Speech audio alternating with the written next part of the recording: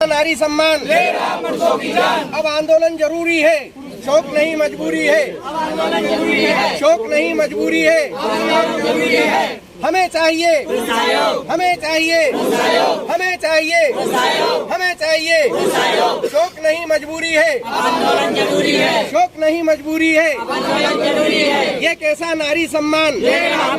पुरुष हो, घरेलू हिंसा कानून देश विश्व के कई देशों में है, लेकिन पत्नी अगर बेलन या बर्तन उठा करके पति को मार देती है, वो पुलिस को फोन करता है तो उसकी पत्नी को अरेस्ट कर लिया जाता है। भारत में स्त्री अपने पति के हाथ पैर तोड़ दे और अपने प्रेमी के साथ कोर्ट में चली जाए, थाने पे चली जाए या वन स्टॉप सेंटर पे चली जाए, पति के खिलाफ प्रेमी मुकदमा दर्ज करवा देता और पत्नी करवा देती। क्यों भाई? हिंसा सिर्फ पुरुष ही करता है, महिलाएं नहीं करती है। हिंसक पुरुष ही होता है। दूसरी एक भ्रांति फैला रखी है कि शादी का झांसा दे करके और इन्होंने इसके साथ में यौन शोषण किया। जो लड़की एक हैंडकरचीफ खरीदते समय, लाली लिपस्टिक खरीदते समय उस दुकानदार को बुरी तरह से प्रताड़ित कर देती है 25 बार बदलवा के, वो 25 साल की लड़की शादी के झांसे में कैसे आ गई? और अगर पौराणिक और ऐतिहासिक दस्तावेज देखा जाए तो महर्षि विश्वामित्र की तपस्या मेनका ने भंग की है। किसी विश्वामित्र ने किसी महिला के साथ में दुराचार नहीं किया है। तो युगों युगों से स्त्री छलनी है। अगर चाणक्य को पढ़ोगे तो पता चलेगा कि स्त्री के अंदर झूठ, फरेब, मिथ्या, स्वार्थ, लालच, प्रपंच ये सब होता है। पुरुष तो शुरू से ही मर्यादित है। हम मर्यादा पुरुषोत्तम श्री राम की संतान है। हमारे यहाँ ऐसा नहीं होता है कि आप विदेशी कानून को कॉपी पेस्ट करके जबरन हमारे ऊपर थोप दो। तो अगर आप घरेलू हिंसा कानून को जेंडर इक्वल बना दोगे तो जो 95% घरेलू हिंसा के कानून है और 98% 498 है कि जो माननीय सुप्रीम कोर्ट के जज अरिजीत पसायत ने कहा गया है कि 498A and domestic violence act is a legal terrorism. ये जो झूठे मुकदमे 3.5 करोड़ देश में दर्ज है ना, ये सब दर्ज होना बंद हो जाएंगे। इसके लिए हम जुडिशरी अकाउंटेबिलिटी की भी डिमांड करते हैं, पुलिस अकाउंटेबिलिटी की भी डिमांड करते हैं। अगर आपकी ये मांगे नहीं पूरी होती हैं इक्वल कानून की तो क्या करेंगे? हमारा यही कहना, शौक नहीं मजबूरी है, आंदोलन जरूरी है। शौक नहीं मजबूरी है, आंदोलन जरूरी है। ये कैसा नारी सम्मान, ये कैसा नारी सम्मान।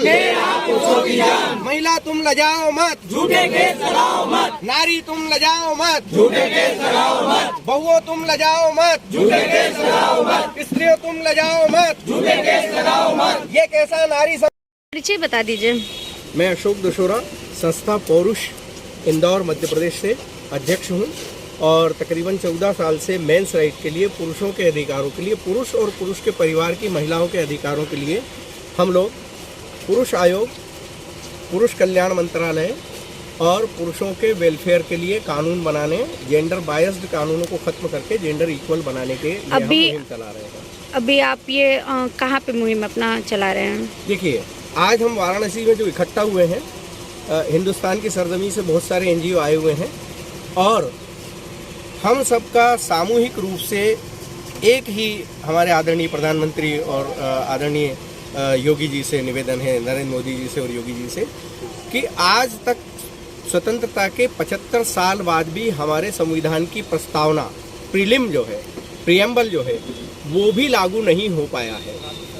हमारे संविधान की प्रस्तावना में लिखा हुआ है, we the people of India, हम भारत के लोग एक ऐसा लोकतंत्र स्थापित करने के लिए जा रहे हैं जहां पर सभी के लिए समान कानून हो और समान कानूनों से संरक्षण दिया जाए। Equality before the law and equal protection of law. इससे पहले भी तो वैसे भी भारत देश पुरुष प्रधान देश ही माना जाता था, तो फिर कहां से आ गया ये बात? ये भ्रम फैलाया गया है कवियों ने, शायरों ने तथा कथित मतलब समाज सेवियों ने।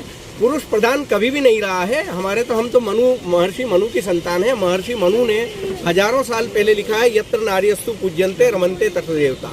माता सीता ने स्वयंवर किया है, मतलब माता सीता को अधिकार था कि मैं अपने लिए पुरुष को स्वयं वर सकूं, है ना। तो स्त्री, हाँ, और आप देखिएगा यहाँ पर सीताराम कहा जाता है, राधा कृष्ण कहा जाता है, तो स्त्री तो महान थी ही। बीच के कुछ कालखंडों में स्त्रियों के साथ में अन्याय हुआ, इसलिए इसको पुरुष प्रधान कहा गया है। आज भी जो 65 कानून है वो महिलाओं के पक्ष में है, पुरुष के लिए एक भी कानून नहीं है। तो आपकी संस्था क्या चाहती है? हमारी संस्था सिर्फ जो प्रस्तावना है पहली तो संविधान में, वो है equality before law and equal protection of law. समान कानून स्त्री पुरुष के लिए और समान कानूनों के द्वारा संरक्षण जो कि नहीं हो रहा है। जब एक पुरुष अपनी माँ को लेकर के थाने पर पहुंचता है कि मेरी पत्नी मेरी माँ से लड़ाई झगड़े करती है, मारपीट करती है, खाना नहीं देती है, तो उस पुरुष को धक्के देकर के थाने से भगा दिया जाता है कि भाई इस बुढ़िया को तू लेकर